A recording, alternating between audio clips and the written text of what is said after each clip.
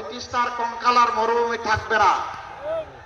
এই তিস্তা হবে উত্তরবঙ্গের অর্থনীতির কেন্দ্রবিন্দু ইনশাআল্লাহ। এখান থেকে হাইড্রো পাওয়ার হবে, এখানকার পানি সারা উত্তরবঙ্গকে ইনশাআল্লাহ উর্বর করে তুলবে। আর নদীবাঙ্গনের কবলে পড়ে বছরের পর বছর হাজার হাজার পরিবারকে নিঃস্ব হতে হবে না। আমরা কথা দিচ্ছি যে কোনো মূল্যের বিনিময়ে ইনশাআল্লাহ তিস্তা পরিকল্পনা বাস্তবায়ন হবে। কারণ লাল চোখ আমরা পরোয়া করব না। আমার দেশ আগে, এ দেশের জনগণের স্বার্থ আগে। আমরা কারো স্বার্থে আঘাত দেব না, কিন্তু আমাদের স্বার্থে কেউ এসে বাগড়া দিবে তাও আমরা মেনে নেব না। আপনারা সাথে থাকবেন, দুই হাত নিয়ে মজবুত ভাবে থাকবেন ইনশাআল্লাহ।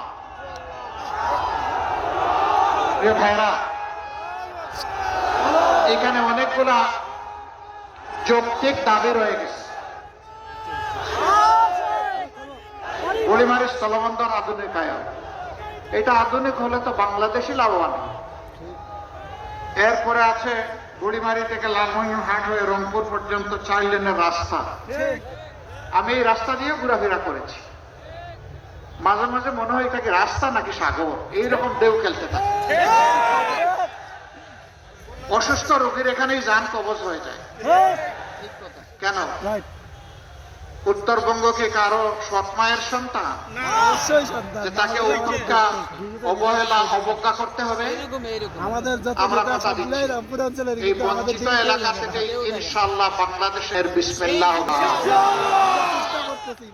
যুগ যুগ ধরে এই এলাকার মানুষকে বঞ্চিত রাখা হয়েছে, আর তাদের অনুভূতিকে সস্তা পুঁজি করে ক্ষমতার মস্তদে পালা বদল করে অনেকে গিয়েছেন।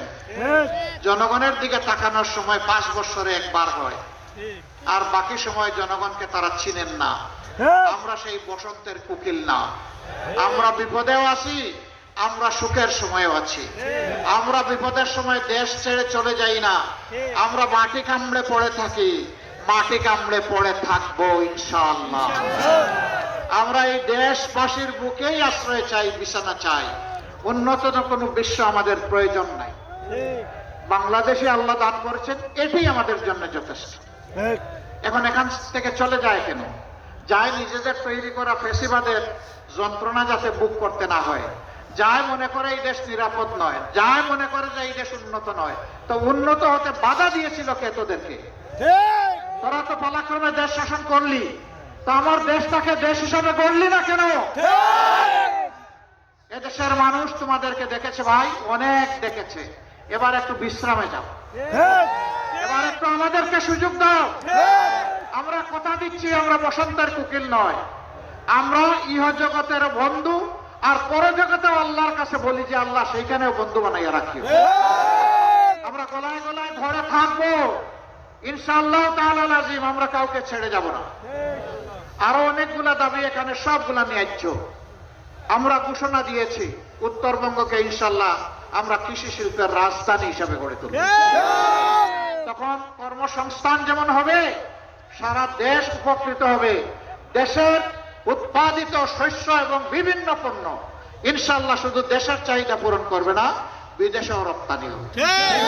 আমরা সেই শিল্প, পুরা এলাকাকে আমরা শিল্পে সমৃদ্ধ করতে চাই।